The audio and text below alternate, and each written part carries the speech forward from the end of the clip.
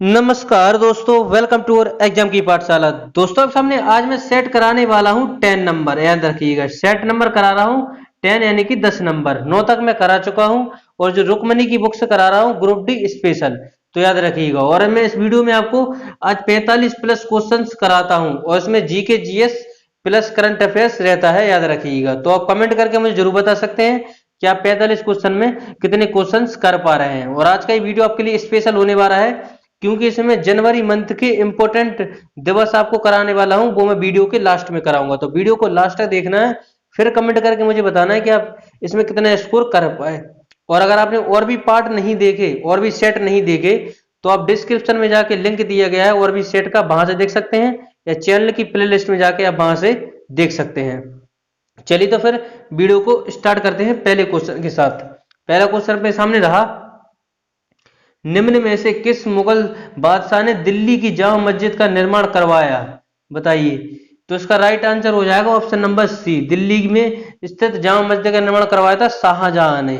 याद रखिएगा, शाहजहां ने 1638 ईस्वी ने, याद रखिएगा, शाहजहाबाद की स्थापना की थी। याद रखिएगा, और दिल्ली में जामा मस्जिद और लाल किला शाहजहां द्वारा निर्माण कराया गया था इनका। याद रखिएगा, जामा मस्जिद भारत की सबसे बड़ी मस्जिद है। याद रखिएगा, आगरा में मोती मस्जिद शाहजहां के काल में निर्माण किया गया, यह भी याद रखना है।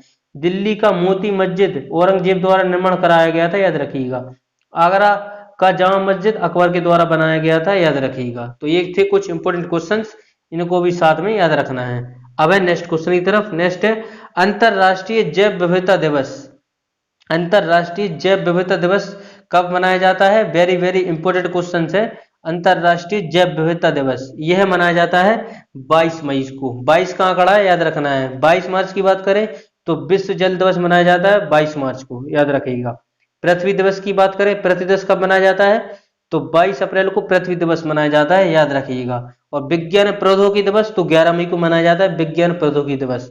याद रखिएगा, और 14 दिसंबर की बात करें तो 14 दिसंबर को मनाया जाता है राष्ट्रीय ऊर्जा संरक्षण दिवस। याद रखिएगा, और 23 दिसंबर की बात करें तो 23 दिसंबर को मनाया जाता है किसान दिवस। याद रखिए, किसान दिवस मनाया जाता है चौधरी चरण सिंह के जन्म दिवस पर। याद रखिएगा, और 7 दिसंबर की बात करें तो 7 दिसंबर को मनाया जाता है सशस्त्र सेना झंडा दिवस। याद रखिएगा, तो ये थे सारे इंपॉर्टेंट क्वेश्चंस जो दिवस से रिलेटेड मैंने आपको बताया, इन सबको याद रखना है। चलिए आगे बढ़ते हैं नेक्स्ट क्वेश्चन की तरफ। नेक्स्ट क्वेश्चन है, वंशानुक्रम की इकाई है, बताइए जल्दी से। आरएनए, जीनोटाइप, फिनोटाइप, जीन, बताइए। तो तीसरे का राइट आंसर हो जाएगा ऑप्शन नंबर डी, जीन। याद रखिएगा, वंशानुक्रम की इकाई है जीन। याद रखिएगा, डब्ल्यू वॉटसन ने सर्वप्रथम जेनेटिक्स नाम का प्रयोग किया था। ये क्वेश्चन याद रखना है, एग्जाम में पूछा जाता है। और जोहानसन ने सर्वप्रथम जीन शब्द दिया था। याद रखिएगा, जोहानसन की बात करें तो जेनेटिक्स नाम का प्रयोग किया था, और जोहानसन ने सर्वप्रथम जीन शब्द का प्रयोग किया था। याद रखिएगा, तो ये इंपॉर्टेंट क्वेश्चन है, एग्जाम में पूछा जाता है। याद रखिएगा, नेक्स्ट क्वेश्चन है, डब्ल्यूटीओ वर्ल्ड ट्रेड ऑर्गेनाइजेशन का मुख्यालय कहाँ है? बताइए। डब्ल्यूटीओ का मुख्यालय कहाँ है? तो इसका मुख्यालय है जिनोवा में। याद रखिएगा, ऑप्शन नंबर बी इसका राइट आंसर हो जाएगा डब्ल्यूटीओ का। याद रखिए, जिनोवा में इसका मुख्यालय है। और कुछ इंपोर्टेंट मुख्यालय बताता हूँ, उनको भी याद रखना है, जैसे कि विश्व कृषि संगठन यानी कि एफओ। याद रखिएगा, इसका मुख्यालय कहाँ है? रोम में। याद रखिएगा, एशियाई विकास बैंक का मुख्यालय तो मनीला फिलीपींस में। याद रखिएगा, अंतरराष्ट्रीय न्यायालय तो द हेग नीदरलैंड में इसका मुख्यालय। यूनेस्को का मुख्यालय कहाँ है? पेरिस फ्रांस में। याद रखिएगा, और यूरोपियन मुक्त व्यापार संघ का मुख्यालय तो जिनोवा में। जिनोवा को याद रखना है, जिनोवा से एक क्वेश्चन बन जाता है, जैसे डब्ल्यूटीओ हो, डब्ल्यूएचओ और आईएलओ। याद रखिएगा, इन तीनों को याद रखना है, वेरी वेरी इंपॉर्टेंट क्वेश्चन है, एग्जाम में बन जाता है यहाँ से क्वेश्चन। याद रखिएगा, चलिए आगे बढ़ते हैं नेक्स्ट क्वेश्चन की तरफ। नेक्स्ट क्वेश्चन है, मर्डे का कप किस खेल से संबंधित है? जल्दी से बताइए, मर्डे का कप किस खेल से संबंधित है? तो इसका राइट आंसर हो जाएगा ऑप्शन नंबर बी, फुटबॉल से। याद रखिएगा, मर्डे का कप का संबंध है फुटबॉल से। याद रखिएगा, फुटबॉल से। और कुछ इंपोर्टेंट बताता हूँ, उनको भी याद रखना है। डूरंड कप की बात करें तो डूरंड कप का भी संबंध है फुटबॉल से। याद रखिएगा, और रोवर्स कप का भी संबंध है फुटबॉल से। राइडर कप की बात करें तो इसका संबंध है गोल्फ से, और अजलन शाह कप की बात करें तो हॉकी से। याद रखिएगा, चलिए आगे बढ़ते हैं नेक्स्ट क्वेश्चन की तरफ। नेक्स्ट क्वेश्चन है, तारों का रंग निर्भर करता है? बताइए, तारों का रंग डैश पर निर्भर करता है, तो इसका राइट आंसर हो जाएगा ऑप्शन नंबर ए, उनके तापमान पर निर्भर करता है तारों का रंग। आगे बढ़ते हैं नेक्स्ट क्वेश्चन की तरफ। नेक्स्ट क्वेश्चन है, बिजली के एकांक से डैश द्वारा क्या किया जा सकता है, जलाया जा सकता है? बताइए, दिन चल सकता है, तो इसका राइट आंसर हो जाएगा ऑप्शन नंबर ए, 1 किलोवाट से 100 वाट का बल्ब 10 घंटे तक जलाया जा सकता है, याद रखिएगा। नेक्स्ट क्वेश्चन चलते हैं। नेक्स्ट क्वेश्चन है, एक तत्व के समस्थानिक में डैश न्यूट्रॉनों की संख्या समान होती है, इलेक्ट्रॉनों की संख्या भिन्न होती है, प्रोटॉनों की संख्या भिन्न होती है, प्रोटॉनों की संख्या समान होती है। तो 10 का राइट आंसर हो जाएगा प्रोटॉनों की संख्या समान होती है, याद रखिएगा। एक तत्व के समस्थानिक में प्रोटॉनों की संख्या, याद रखिएगा, समान होती है। समस्थानिकों में प्रोटॉनों की संख्या समान होती है। नेक्स्ट है समस्थानिक में न्यूट्रॉनों की संख्या भिन्न होती है, याद रखिएगा। समस्थानिक में न्यूट्रॉनों की संख्या भिन्न होती है, याद रखिएगा। जिन परमाणुओं में न्यूट्रॉनों की संख्या समान होती है उन्हें समन्यूट्रॉनिक कहते हैं, याद रखिएगा। और समान परमाणु द्रव्यमान परंतु भिन्न परमाणु क्रमांक वाले परमाणुओं को समभाजक कहते हैं, याद रखिएगा। तो ये इंपॉर्टेंट क्वेश्चन थे जो मैंने आपको बताया, इनको भी याद रखना है। नेक्स्ट क्वेश्चन है अपना, नेक्स्ट क्वेश्चन है, सूर्य से उत्सर्जित परावैंगनिक किरणों को कौन सी गैस रोकती है? सूर्य से उत्सर्जित परावैंगनिक किरणों को कौन सी गैस रोकती है? तो 11 का राइट आंसर हो जाएगा ऑप्शन नंबर ए, ओजोन, याद रखिएगा। ओजोन परत संरक्षण दिवस कब मनाया जाता है? तो 16 सितंबर, याद रखिएगा। 16 सितंबर को मनाया जाता है ओजोन संरक्षण दिवस। क्यों मनाया जाता है? 16 सितंबर 1987, 16 सितंबर 1987 को मॉन्ट्रियल प्रोटोकॉल हुआ था, याद रखिएगा। इसी को उपलक्ष्य के लिए हुआ था, याद रखिएगा, इसीलिए इसे मनाया जाता है इसी दिन को, याद रखिएगा। नेक्स्ट क्वेश्चन की बात करें। नेक्स्ट है, वायुमंडल में कार्बन डाइऑक्साइड के परिणाम में वृद्धि का कारण है, बताइए। तो 12 का राइट आंसर हो जाएगा ताप बढ़ेगा, याद रखिएगा। वायुमंडल में कार्बन डाइऑक्साइड के परिणाम में वृद्धि का कारण है तो ताप बढ़ेगा। नेक्स्ट क्वेश्चन को चलते हैं। नेक्स्ट क्वेश्चन है 13 नंबर, सत्यार्थ प्रकाश की रचना किसने की? बताइए, सत्यार्थ प्रकाश की रचना किसने की?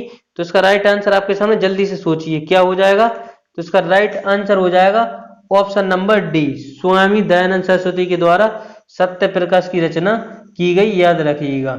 और आर्य समाज की स्थापना, तो आर्य समाज की स्थापना 1875 में की गई थी, याद रखिएगा।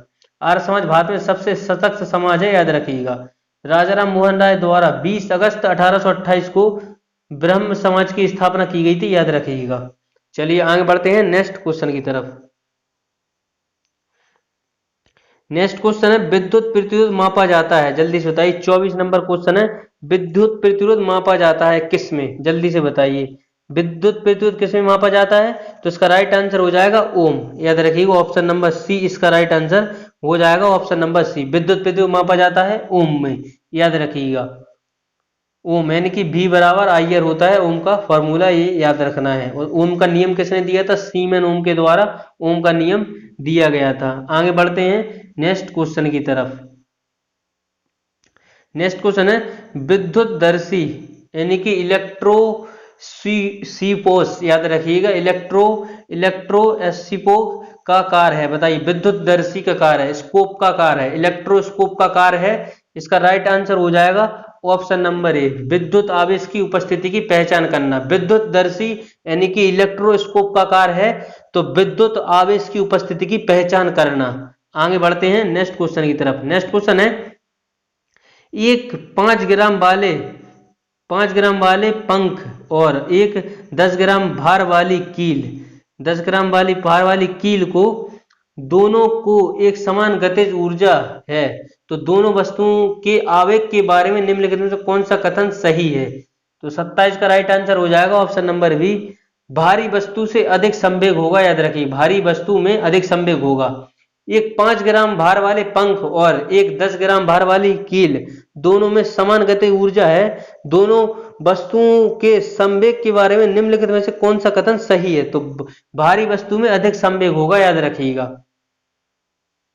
संवेग दोगुना करने पर गतिज ऊर्जा 4 गुनी हो जाएगी, याद रखिएगा। ये फॉर्मूला याद रखना है, डबल हो जाता है, याद रखिएगा। आगे बढ़ते हैं। नेक्स्ट है, अधातु ऑक्साइड डैश होते हैं, बताइए। अधातु ऑक्साइड डैश होते हैं तो इसका राइट आंसर हो जाएगा ऑप्शन नंबर ए, याद रखिएगा। यह प्रकृति में अम्लीय होते हैं, याद रखिएगा। आपद सारणी की बात करें तो सभी अधातु तत्वों को दाईं ओर रखा गया है आपद सारणी में, याद रखिएगा। आधुनिक आपद सारणी में कुल 118 तत्व हैं, याद रखिएगा। और हाइड्रोजन, नाइट्रोजन और ऑक्सीजन, क्लोरीन, ब्रोमीन यदि अधातु के उदाहरण है, याद रखिएगा। ब्रोमीन द्रव अवस्था में पाए जाने वाला अधातु है, याद रखिएगा, ब्रोमीन, याद रखिएगा। चलते हैं नेक्स्ट क्वेश्चन की तरफ। नेक्स्ट क्वेश्चन है, गुरुत्वाकर्षण नियम का आविष्कार किसने किया था, बताइए। गुरुत्वाकर्षण के नियम का आविष्कार किसने किया था, जल्दी से सोचिए, इसका राइट आंसर क्या हो जाएगा। गुरुत्वाकर्षण के नियम का आविष्कार किसने किया था। चलिए, इसका राइट आंसर हो जाएगा, तो इसका राइट आंसर हो जाएगा ऑप्शन नंबर बी, याद रखिएगा। न्यूटन ने दिए थे गुरुत्वाकर्षण के नियम, याद रखिएगा। और इनकी एक बुक थी जो कि बार बार एग्जाम में पूछी जाती है, तो इस बुक का नाम क्या है, तो उस बुक का नाम है प्रिंसिपिया, याद रखिए, प्रिंसिपिया। और न्यूटन ने गति संबंधी नियम कब दिए थे, तो यह दिए थे 1687 में, अपनी बुक में दिए थे इन्होंने 1687 में, प्रिंसिपिया बुक में, याद रखिएगा। न्यूटन गति से किसकी परिभाषा मिलती है, तो बल की परिभाषा मिलती है, याद रखिएगा। बढ़ते हैं आगे नेक्स्ट क्वेश्चन की तरफ। नेक्स्ट क्वेश्चन है, रेखीय संवेग संरक्षण बराबर है, बताइए। रेखीय संवेग संरक्षण बराबर है, तो इसका राइट आंसर हो जाएगा ऑप्शन नंबर बी, न्यूटन गति के द्वितीय नियम, याद रखिएगा। संवेग बराबर होता है वेग इंटू द्रव्यमान, याद रखिएगा, वेग इंटू द्रव्यमान, याद रखिएगा। न्यूटन का प्रथम नियम से बल की परिभाषा मिलती है, याद रखिएगा। ये मैंने रिपीट कर दिया, क्वेश्चन आपको याद रहना चाहिए। आगे बढ़ते हैं नेक्स्ट क्वेश्चन की तरफ। नेक्स्ट क्वेश्चन है, सबसे हल्का रेडियो एक्टिव तत्व है, जल्दी से बताइए। सबसे हल्का रेडियो एक्टिव तत्व है, तो इसका राइट आंसर हो जाएगा ऑप्शन नंबर सी, याद रखिएगा, ट्राइटेनियम। सबसे हल्का रेडियो एक्टिव तत्व कौन सा है, ट्राइटेनियम, याद रखिएगा। नेक्स्ट क्वेश्चन है, निम्नलिखित में से ऊतक का उदाहरण कौन सा है, बताइए। ऊतक का उदाहरण कौन सा है, तो इसका राइट आंसर हो जाएगा, जल्दी से बताइए, ऑप्शन नंबर बी इसका राइट आंसर हो जाएगा। रक्त एक है तरल संयोजी ऊतक, कनेक्टिव टिश्यू, याद रखिएगा, लिक्विड, यह तरल संयोजी ऊतक है, याद रखिएगा। आगे बढ़ते हैं नेक्स्ट क्वेश्चन की तरफ। नेक्स्ट क्वेश्चन है, मानव अस्थि पंजर है, कंकाल में हड्डियों की संख्या कितनी होती है, तो इसका राइट आंसर हो जाएगा ऑप्शन नंबर बी, 206 होती हैं, याद रखिएगा। और पसलियों की कुल हड्डियों की संख्या की बात करें तो 24 होती हैं, याद रखिएगा। आगे बढ़ते हैं नेक्स्ट क्वेश्चन की तरफ। नेक्स्ट क्वेश्चन है, मानव त्वचा को रंग देने वाला बढ़क है, तो इसका राइट आंसर हो जाएगा मेलानिन, याद रखिएगा, मेलानिन, याद रखिए। दूध में पीलापन का कारण है तो कैसीन के कारण, और टमाटर का लाल रंग लाइकोपीन के कारण, पत्तियों को हरा रंग क्लोरोफिल के कारण, याद रखिएगा। मेलानिन की कम मात्रा से शरीर की त्वचा का रंग उजला सा होता है, याद रखिएगा।